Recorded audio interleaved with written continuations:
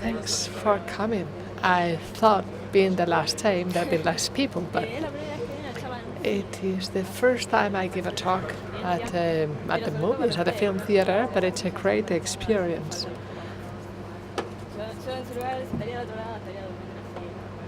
But it's great that you come here so early. My name is Sheila.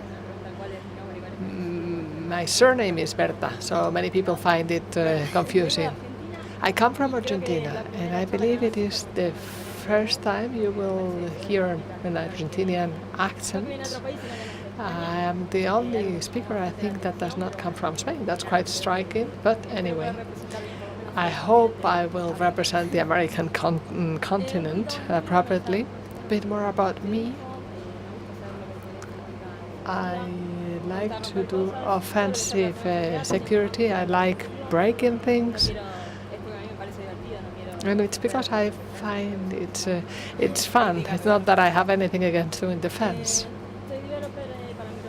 I am developer for ASM, microcontrollers and microprocessors. And I've written in DEFCON. And the good thing about DEFCON is that after speaking in front of 5,000 people, I'm no longer nervous anymore. I also participated in ECO, which is the biggest one in Argentina, and people come from all over the place. If you want to come, this year is held in September. But let's move into the topic. What is persistence? This talk is about persistence techniques. When we talk about persistence, is that when you compromise a system, as an attacker, you're after two things. One of them is to get privileges as much as possible, as many as possible, and to persist in the system. That is, to stay there for as long as possible, and that involves surviving to the equipment, rebooting, etc. The truth is, there's something that I was very surprised about, and that's why this talk, and that is that the most common persistence technique goes back many years ago. Some of you will get nostalgic about this. You might raise your hands if you recognize these two pictures. But please note that the way in which these Trojans persist is just by doing a copy of the executable to a system folder and to add an entry into this run key, which are what happens after the user authenticated himself. And here, in SpyNet, they tell you the root, which is at the top.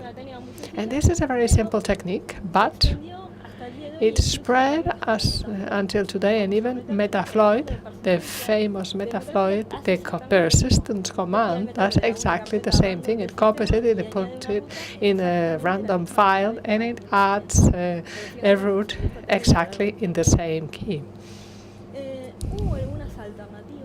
There were some alternatives, but some people work harder and were looking for some other options where they also can add up to programs that launch when window opens up, and we have two of them in the screen. Here you can add programs that initiate themselves with Windows. The thing is that using this for persistence has some disadvantages. A big one is that the antivirus do not like us to write anything there. And on the other hand, it's very simple to find by a user with even very little knowledge. There are many tools within Windows that allows you to see which are the systems that initiate with the system, and you can find them and you can delete them, and that's where persistence fails.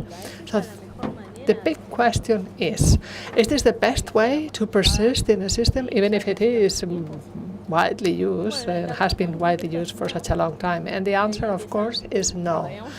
And that's why I call it the art of persistence.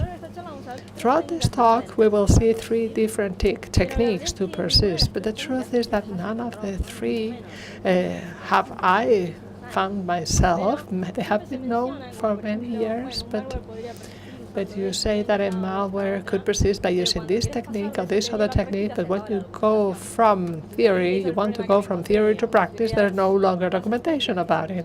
And that's the problem I found. This technique that were used, that were mentioned as an alternative, I wanted to see if they were actually effective in practice. 2 of the techniques that we're going to see are very much connected with the COM objects. So what do we need to know about them? A COM object is a C++ class that has a model structure defined by Microsoft, and it had methods or functions that other programs can invoke. It can do it in 2 different ways. They are DLL, and the customer program can invoke them out of process or in process. We go to the in process example, and the program that needs the COM object looks for the DLL and it loads it. And if we can use this viewer to see which COM objects are in our system. We're going to zoom in a bit to see that the COM objects are identified by a CLS ID, which is a GUID that identifies the object unequivocally.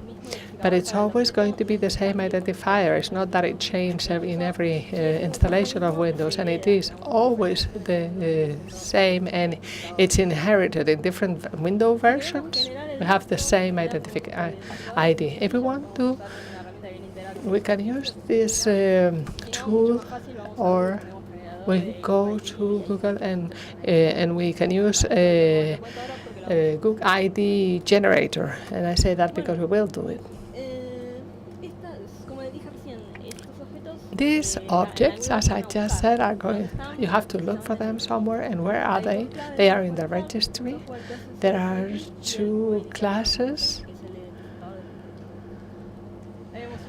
Here's one example where we can see in local machine. It can be in any of the 2 routes, and here's the object. And if you look at the data, it tells you roughly a bit of information about that object. Some have more than others. What's more interesting for us is the subkey of the in-pro server, which tells you where the DLL of that object is, which is what's going to load the program that you're invoking. It could be in proc server 32, in proc server, in proc handler 32, or in proc handler. These are the keys of interest for us. There are other keys linked to COM objects, but the one that we are interested in from our viewpoint as attackers are these ones, which are the ones that tell you which is the DLL and where is the one that you have to load. So after this brief introduction, I want to mention the first technique, which is through cell extensions. What are these? Microsoft offers users the possibility of iterated applications with to integrate them with the graphic interface, and perhaps this one is the one we use more often, which is the one that allows developers to add main program functions to the graphic shell. So when you do click on the right, you can see the functions of the programs of the developer. The most common example is the WinRun that allows you to compress files. So this menu is the more common one, but as an attacker, one that I like a lot is Econover 500, and I will tell you why later on. If we want to register our own extension, it is this simple. This is an example of real extensions. All extensions are always in the registry, and here you can see the root, and they are available for all system users, etc. Here we have the example of the local machine. This is the route, software classes, cell X, and inside we will find the type of exception, and here we have the one that is registered. Another example, those under computer key register, and for this user it's the one that's going to see the cell extension. And what's interesting about the extensions that are registered here is that you need no administrator privilege. So an application could even, without asking the user to aggregate an extension. And this, if we did the process manually, we're going to see the first one. We have to take 2 steps. First of all, we have to generate an extension with whatever name under this route, to have it, to add a GUID, and then generate this identifier with the COM objects of. So we have to generate them where they have been identified, and then with that we associate it to a COM object, and then we list it where all the COM objects are. So as you can see, within the same EUID, with this key, which indicates which is the DLL that has to be uploaded when indicated. We're going to do, here we can use, for instance, this MSSP that allows us to generate 1-in-2 formats, and we can use this one and get a DLL format. Beyond the malware itself, we will have to create a malicious script that does what we've just done manually. So the script is usually quite simple. It generates the first registry key 1, which identifies the extensions. Then we introduce the GUID, which we can easily generate, and that GUID will also be put into the COM objects route, and finally we download the DLL and we load it in a file. This script is not detected by the typical antiviruses or applications because it doesn't do anything. Although it downloads it, the material, it doesn't execute. Therefore, I have not found any problem with that. So let's look at the demo. If we run this malicious script, we generate the keys that we need.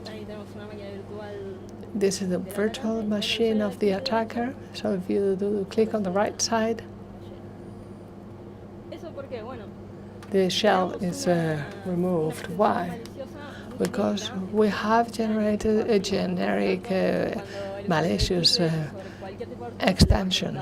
So that will be executed when the user does the right-hand side click anywhere. So I mentioned that there are another type that I like, which is icon on a handle, which is very good because it does request that right-hand side click from the user. But as you open a window of Explorer, it's uploaded because it is associated to the icons of the file. So when the icons are uploaded, the malicious extension is executed. The only con of this extension is that you need administrator privilege, and if the malware has that those privileges, you can use the technique of the previous example, and they persist in a much more unnoticeable way. For this first technique, which is the simplest, The cell extensions can be used to generate persistence. We do not need administrator privileges, and it's a stealthy method, or stealthier that we've seen earlier on. And for instance, Outrun has a tab where it shows the shell extensions that are in the system, so it's harder to detect, but we could find that there is a cell X function that shouldn't be running. So the recommendation is to use PowerShell because it provides trust to Windows, and it allows us to avoid the registry. What they do not mention in the documentation when they talk about this, nobody tells you that if you don't want to create this type of keys in the registry, you're going to need a trustworthy binary to do that. Even PowerShell is one. So I recommend to do it with PowerShell. Okay, we're going to move on to a bit more interesting techniques. With hijack, there's a lot of talk, and we were seeing that with the COM objects, what they are and how we register them. So this is the. But when an application is looking for an object, it can do it within local machine is where all objects are usually present. And what happens with the hijack is that the GLA is registered under this key. And if it goes and look for it, it's going to find it because it's where it really is. But the problem is when the application does a first search under exactly the same route, but on these users. So you're going to look for the GUID there, and it's not there. So if it's not there, you have to consider the possibility of creating it and having it back to the DDL. So it's that's what we do. Okay, so we don't need administrative privileges to do this. Just like in the former case, we can create any code we want without any permission. So we need to find a vulnerable app. I thought this was going to be difficult, but it is not. 90% of the apps provided are vulnerable to COM hijack. So it's very easy to find vulnerable applications. We may use the famous proc monitor or sysinternal. And with these filters in particular, we try to get the parts of how these codes are interesting for us. And the result should be name not found. For example, we run Chrome for the sake of it, and here in this is just a small screenshot, but this crawl was extremely long with many COM objects looked for that were not found, with a registry pack where we can write without a problem. So we need to take one of these COM objects. So we actually take the UID, and now our script is a bit shorter because we just need to create an entry, which is this one here. And this is a bit of a joke, but we tried to load a URL here, and that is stored somewhere. So let's see what happens here.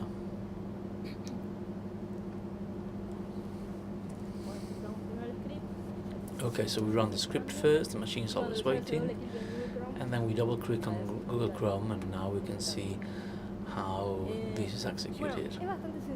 And it is quite simple, and there are some things that are found along the way.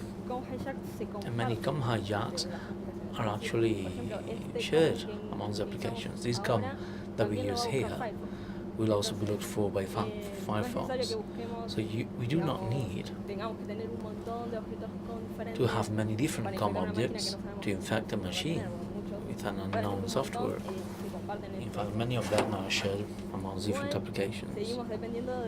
However, we depend on an application that might not be installed. So we keep going with the investigation. we see many objects that are proprietary of Windows, loaded with the operating system, that are also vulnerable. How strange, isn't it, with Windows? But it's quite easy to find them, because if we go to the root classes in the registry, we find the hundreds of objects listed. If we go ahead, in data, this is great, because we have the notes there. And here in data, we can see what this is about, so it's much easier to find this. And what's the problem here? When Windows is loaded, it goes to root classes for this register button. And even being administrators, we cannot write directly there if you don't have permissions of being administrators. However, the root classes reflect a mix between local machine software classes and kernel user software classes. So we do not have the permission to write in local machine unless we're administrators, or directly in root classes, as I said. However, we can write on kernel users without having any permission. So what we're going to do here is to write where we can for Windows to synchronize and do the comma hijack on the attempted object that Windows will look for when it reinitiates on the root classes.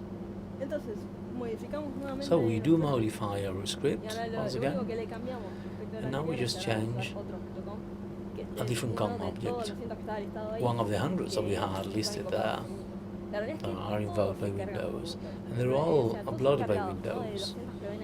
Out of the hundreds we have there, in the actual ones in the system, they get loaded. So we could do hijack on any, yes, actually, but let's remember that nothing should be broken. So we can try a virtual machine, some of them break anything, and in others, in the majority of them, things get uploaded well, actually. So here in the script, we replace the object and all the rest is exactly the same. We download the malware and we create the root we need. And we have two virtual machines, and the attacker already had a session on the user machine. But when they restart, this gets lost. If we don't implement any type of resistance, this will be our end.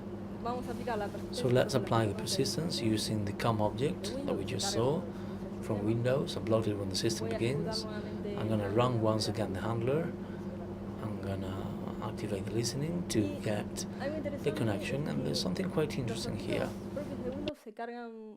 which is that the Windows objects are uploaded very quickly once the user writes the password. First of all, we get these objects, and before the desktop appears on the attacking machine, we get the connection.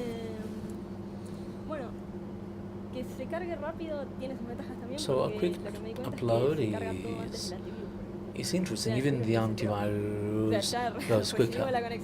It didn't even know we got the attacker's connection, and the antivirus hadn't even started. So for me, this is a great persistence technique. I didn't find any disadvantage so far. And the great advantage here is that it begins so quickly that many of the protection solutions that will be implemented will not be even initiated when this happens. And on the other hand, it's very difficult to detect. There are applications such as Ottomans that do not show these kind of things. It is very difficult to see that a Dell that is loading Windows with a proprietary object has a hijack. It's extremely difficult to detect. If we do tests and we find two right objects, that's not difficult because there are many, most of them work well. And there we have a very good persistence, at least much better than the wrong keys that have been there for like 20 years. And I thought it was remarkable that with these kind of things they don't get implemented. So when we did this research, I checked whether there was any malware. I used some different persistence and only found that there was one that used COM hijack, but not this type of COM hijack, but rather a common object with some well-known applications. But just so that you get an idea on how little this persistence is used. And you may wonder why, because there was not much documentation on the practical implementation. Along the way, we need to think about this a couple of times. And to sum up,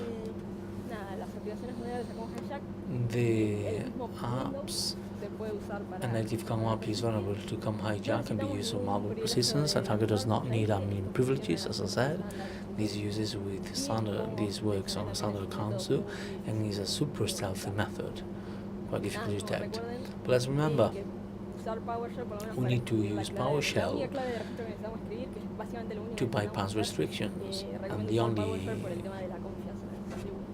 registry password we need to write should be used with PowerShell regarding Windows files. So let's talk about persistence via extension handler hijack.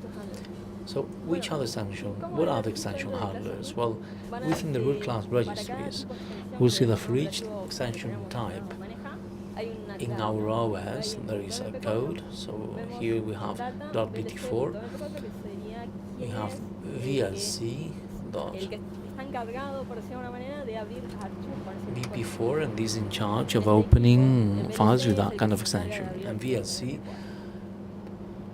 opens that kind of object in file. So if we look for this within the actual root class code, we're going to see the open command and what it executes. Basically, it executes the VLC and it transfers the file from one parameter to another. Can we hijack this? Well, everything is on root classes, so we wouldn't have a direct access. However, we could look for the same thing for this route. Users and classes, and create the VLC, create the whole code combination corresponding to the program. And that will not be there, you need to create it, and then Windows will deal with the rest. It will synchronize everything, and you will step on the original command that you had. And here we're not talking about COM objects, but rather exec files. So we will just execute the malware. There's something else here that we should take into account. So let's do a test. As you may see here, the script is basically the same. The only thing we do is to change the code we need to create. We're going to work on users, and to that we use PowerShells. Otherwise, directly, you cannot write on the user code. You just add that line. Then it's the same thing. You create the necessary code and the open command and the exe files from somewhere. So we're going to do a first test so that you can see a detail that we need to correct. And I'm going to explain how to do it. So I'm going to use this with a calculator to see it graphically and to see the problem. So we have an MP4 file, it's a video, and here when I click on that, the video doesn't play, but it opens the calculator. So the user will not see everything. He will be clicking on that to play the video, but eventually he'll format the machine. That is not good for us. So to solve that, we can create some sort of proxy that executes malware as well as the original program, so that the user doesn't have any suspicion. So this proxy allows for it in Golang, and I compile the exe files, and I was processing a little there, and this code first executes an interpreter wherever it is, and then the real application with the parameters that go through the registry, as you may see up there. And the only thing that we need to add here is to download that interpreter from somewhere, but that's the easiest bit. So once we have that proxy, we're going to execute the MP4 file, we have the MP handler, so we get the connection, and the video is also played. So at least for the user, this will be quite transparent.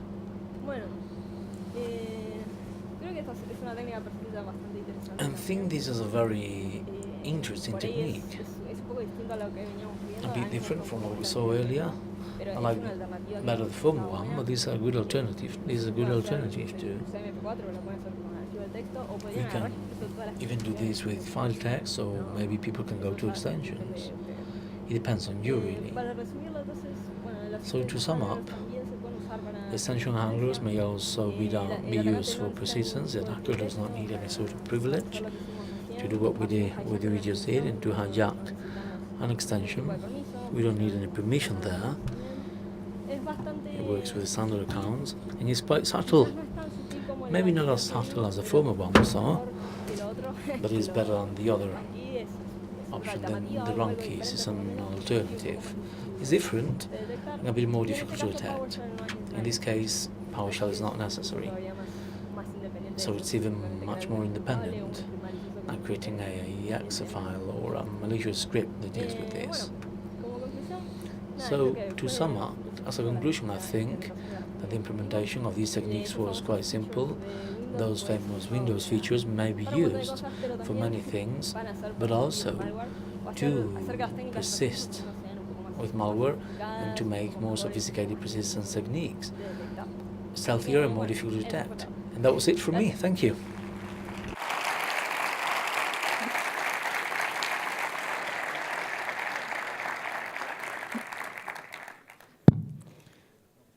¿Alguien tiene alguna pregunta? If you have any questions, please go ahead. Yes, we do have time for questions. So if you have questions, please go ahead. Yes, I'm a faster speaker, actually. Come on, don't be shy. She's come from very far away to be here with us. Well, I'll be here for a while, so it's okay. No props. We can always have a chat later. Hi, Sheila. Thank you very much for your speech. It's been very interesting. From the other side, we're going to hate you a little bit, but please give us a clue. How can we catch these things? Well, I don't know about that. That's your job, to be honest. But as I said, I tried to explain detection because that was something that I saw too. The most comprehensive tool that exists to detect what is begun with Windows is autoruns from sysinternal. Is quite good. It shows the shell extension and all the DLLs uploaded there. The problem is many things here, and detecting that, looking at this, is quite difficult. It's like looking for a pin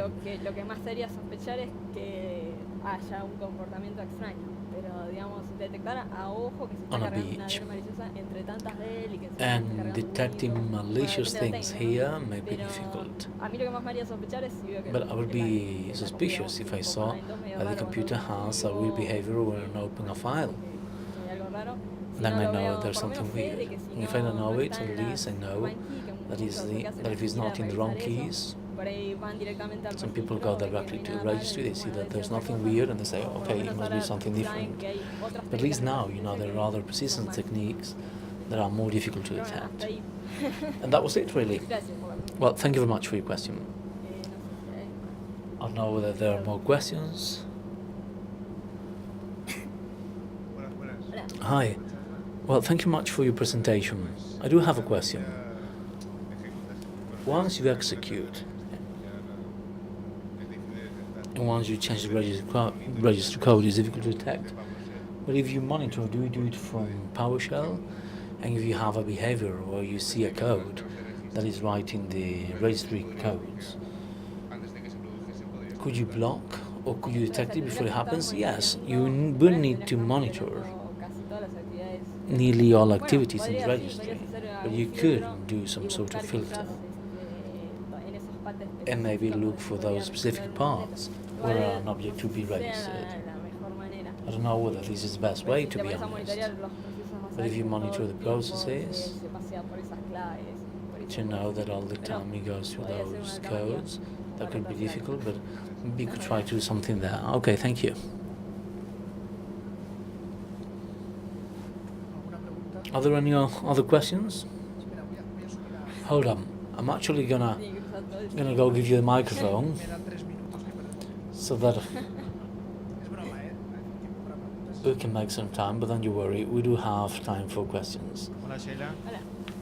Hello, Sheila. Thank you for your presentation.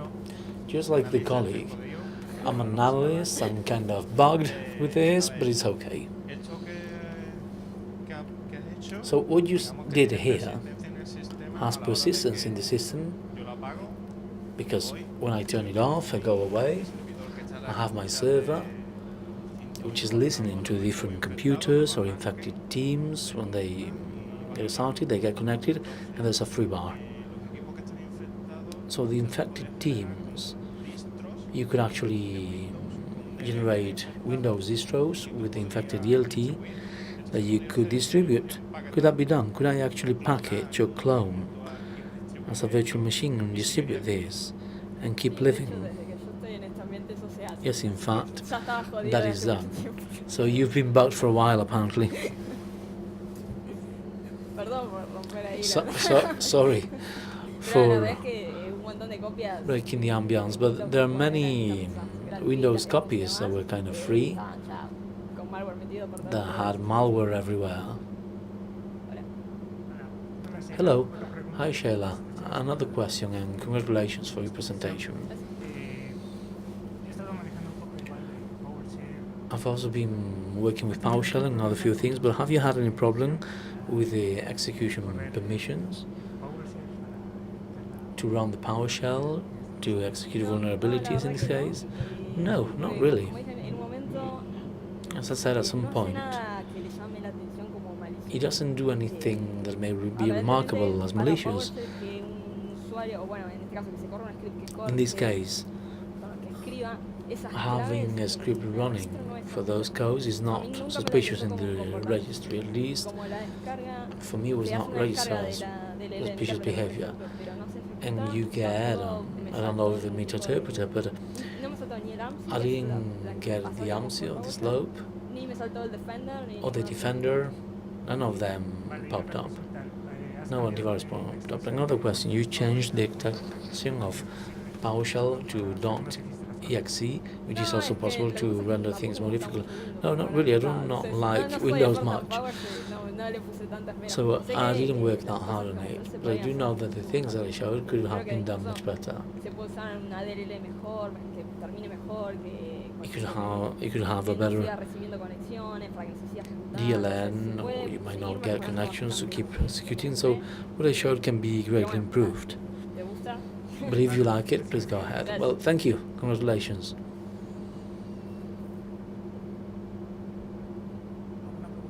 Are there any other questions? Do you have to go back up? Hold on. Let's repeat the question, please. Because that question does deserve a microphone.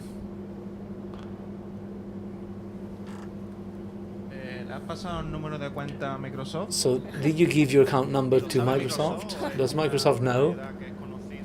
Or is this a well-known vulnerability, even though they might fix it? Do they know what to do? It's not a vulnerability, it's a feature.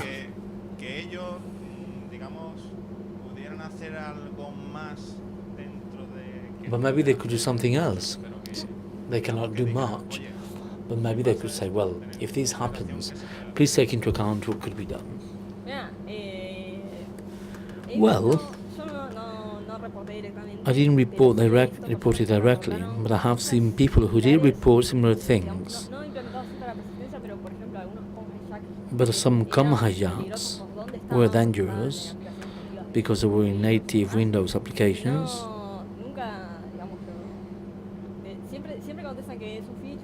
And they always say it's a feature, they don't fix it. And that's probably how Windows works. Because I didn't discover these three techniques and nothing new. They might not be very implemented because maybe people need to work a bit more on them. But Microsoft knows. For many years these techniques are there. Maybe you can hijack the control extensions and add malicious extensions. That is nothing new for Microsoft. And they never did anything. Maybe that was not in former Windows versions. And if you want to edit in these specific codes, it might not allow you to do it with a .rec. So there, you could edit very easily. Now you want to have a control where only a trusted binary can edit the registry in these specific classes. If you have a rec, you can put things in any part of the registry except for these codes, with specific codes. And they said, well, it's not a trusted driver, we're not going to allow you to do things here. But PowerShell and Windows, you need permission to execute it. The Saturn accounts also have it, and you have full permission to write there, so we just need to work a little bit on it. But I don't think that will change, to be honest. Maybe we should just take out PowerShell directly. Well, but you're just covering little gaps there. Maybe we shouldn't just leave PowerShell alone there, because it's like a Swiss knife for hackers. It might not bad to end with it, but it might not be the expected solution anyhow. But thank you for your question.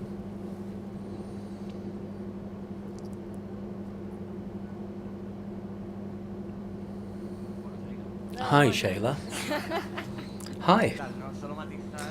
Just a comment, so that we don't forget. For the blue team who's scared, there is a concept of permission in the registry. In the rules, especially with the right click in Windows, you can create rules. At least in the COM hijacking is a bit more difficult. But in the case of Sheila Exchange, this might not be modified. You change the permission.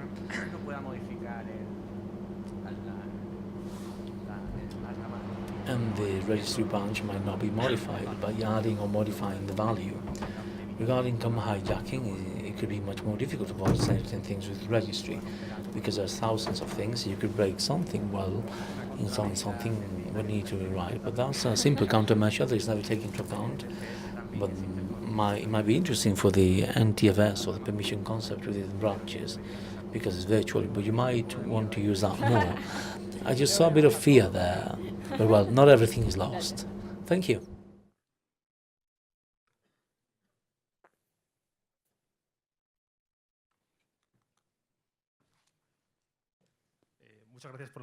Thank you very much for your presentation. It was very interesting. And by default, Windows user shouldn't have permissions to alter the registry, but with PowerShell you can alter that, and then you're bugged. Either you limit the access to PowerShell, or you can alter have the things that come with the system. And as long as you have applications working with administrator permissions, you say that little gaps can be covered, but well, in the account management you need permissions to run PowerShell. So eventually, yes, that's what I was saying, that by default, you're there. But you could do a bit of manual hardening to try to block things. However, those cases usually clash the needs of what I chose. There's some other applications where they need access and things get difficult. So that may be a little bit difficult. But regarding permissions, the only option is to limit the PowerShell directly. Yes. Or to find another one.